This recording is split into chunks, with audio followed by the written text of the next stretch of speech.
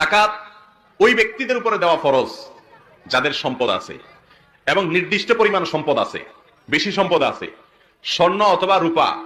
শুধু স্বর্ণ থাকলে 7.5 ভরি স্বর্ণ আর রূপা থাকলে 52.5 তোলা রূপা, এই পরিমাণ যদি গহনা থাকে তাহলে প্রতি বছর ওইটার যে বাজার মূল্য বিক্রয় করতে গেলে এখন যে মূল্য আসবে সেই মূল্য অনুযায়ী শতকরা 2.5 টাকা, 1 লাখে 2.500 টাকা এই হারে যাকাত বের করে বছরে একবার সেটা গরিবকে দিতে হবে।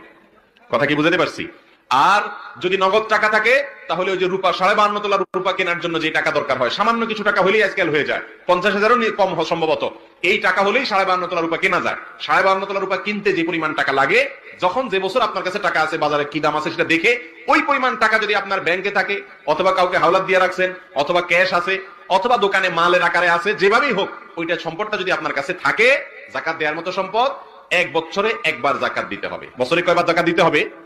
অনেক মানুষ আছেন যে আমরা মনে করি গরিব, অথচ তার উপরে যাকাত ফরজ, কারণ 52 তোলা রূপার দাম সামান্য, এই টাকা আজকাল অনেকের কাছেই আছে। এই টাকা যদি 1 বছর থাকে তাহলে একবার যাকাত দিতে হয়। যাকাতটা আমাদের সমাজে খুব কম মানুষ আদায় করে, দিতে চায় না, মনে করে সম্পদ সব আমার।